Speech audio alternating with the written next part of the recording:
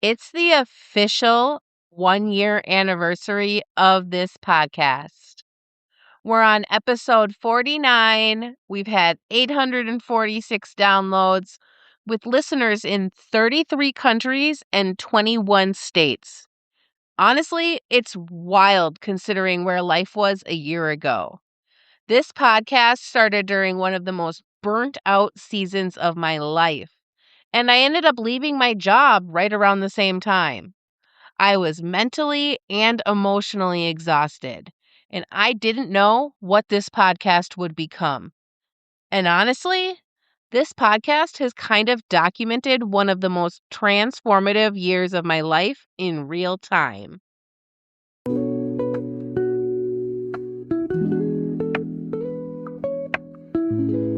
Hey, friend. Welcome back to Sparkle and Shine. I'm your host, Cassandra, and this is the podcast where we talk about building a small business, chasing your dreams, and learning the real lessons along the way. Each week, I'll be sharing what I'm learning in my own business, the wins, the struggles, and the lessons that come along with it. So if you're building something of your own too, you're definitely in the right place. All right, let's get into today's episode.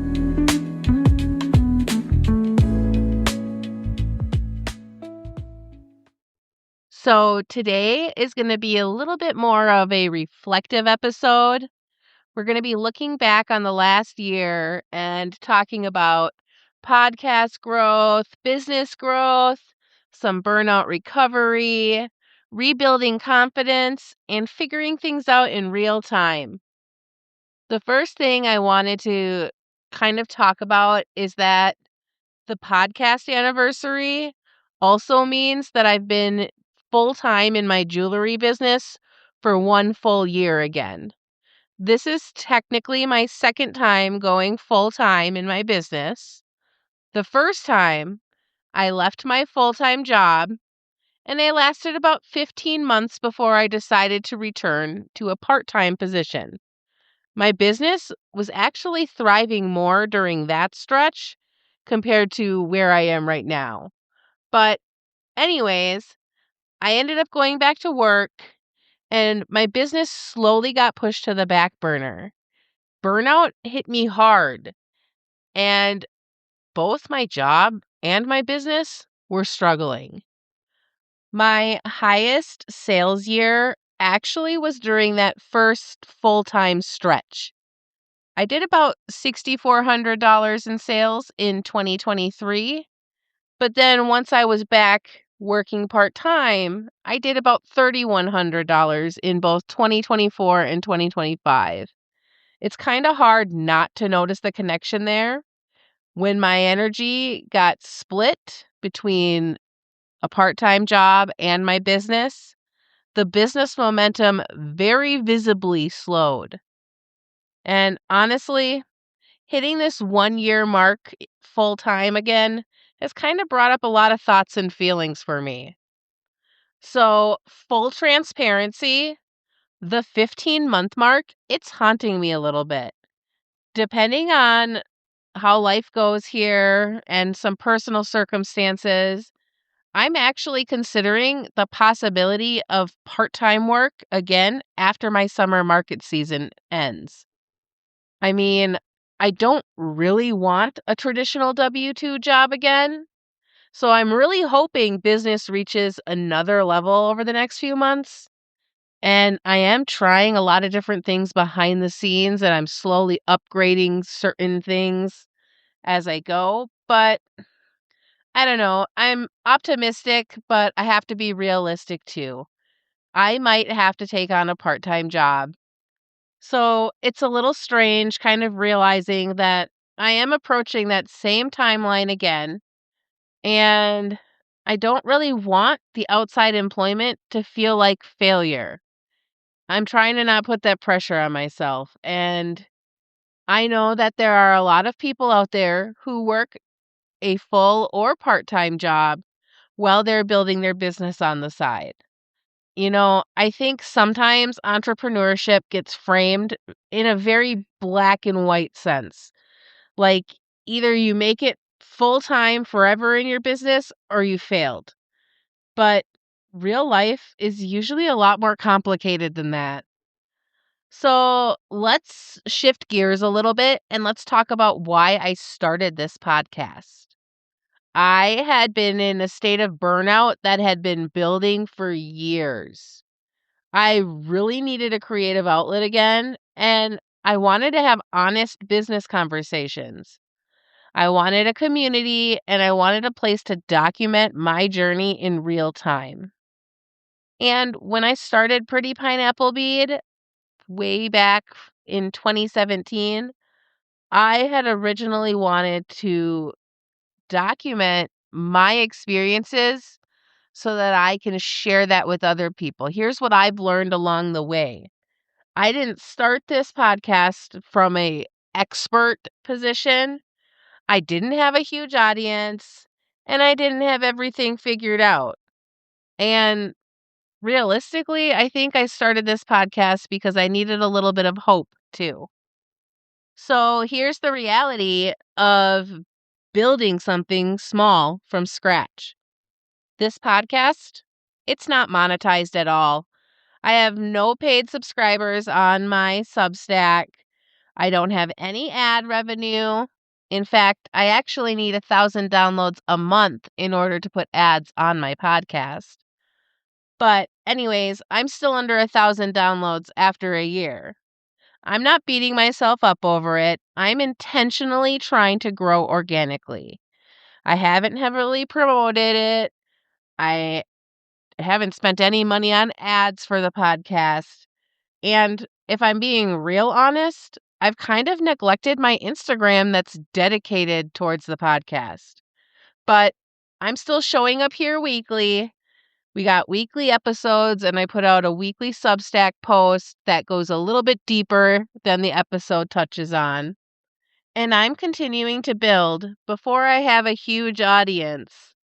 I think one of the hardest parts of building something online is continuing to show up before there's a lot of proof that it's working. And sometimes you don't even realize that things are working for you behind the scenes. So I actually took the month of February off this year. I needed a mental break. So I took the month off completely. I didn't put up any new episodes, but I still was getting downloads while I was away. And I also changed my perspective on how I was going to create my podcast content. So I stopped heavily scripting my episodes and I moved more towards using outlines and talking points. My episodes tend to be 10 minutes or less, and they're more conversational or natural to my own voice. In this time that I took off, I also upgraded my recording setup. Originally, I recorded on my cell phone with headphones. Now I'm using a microphone and simple editing software on my computer. So this podcast is starting to feel a little more intentional or professional, and I'm learning the technical side as I go. It feels so much more like me now, and there's a lot less pressure to sound perfect. And I'm starting to feel a lot more comfortable talking naturally. I think when I stopped trying to sound perfect, I actually started to sound more like myself. Moving right along, my most listened to episode is episode 9. And that episode talks all about fighting distractions. And I'm finding this hilarious today because I still struggle with distractions constantly. In fact, I probably need to go back and listen to that episode and take some of my own advice. But let's remember, growth doesn't mean that you're mastering everything forever. All right. So when I look back and I look at what Sparkle and Shine has become over this last year, it really is a grow alongside me style podcast. I really want to take you along with me on my business journey. And remember, this isn't guru content. I'm not an expert on everything. I don't pretend to know everything. I'm learning publicly and I'm sharing that with you in real time, documenting real business life honestly. And, you know, the growth might be a little slower this way than if I was to blast a bunch of content out there and had a huge marketing budget. But the way I'm going about this feels more genuine and authentic for me. And looking ahead, I don't exactly know what the future holds, but I would like to one day eventually offer coaching or even some courses. But I really want my future offers to come from my lived experience. My whole goal with this podcast has been come along with me on my business journey and I'll teach you everything I know. And as we're going along this journey, I would love to continue building this community. All right, so now I have a couple questions for you.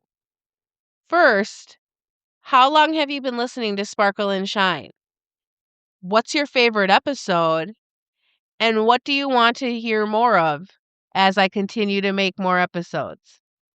Send me a DM on Instagram at Sparkle and Shine Podcast and let me know. Or join me over on Substack, where every week I have a new post that dives in just a little bit deeper than our podcast episode.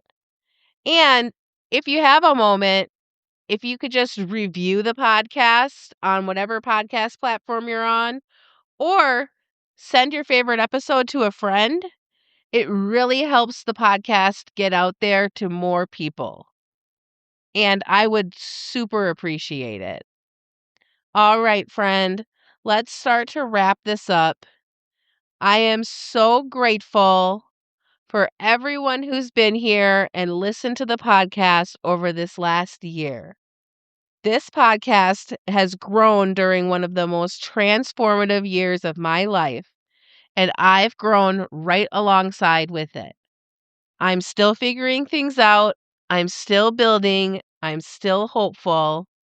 And I don't exactly know what the next year or two is going to look like yet.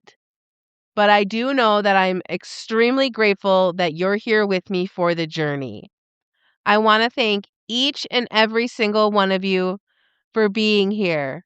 Every listen, every download, every message, it all matters. Thank you so much for being here and supporting me in this first year of the Sparkle and Shine podcast. Thank you for listening, and I hope you'll join me again next week.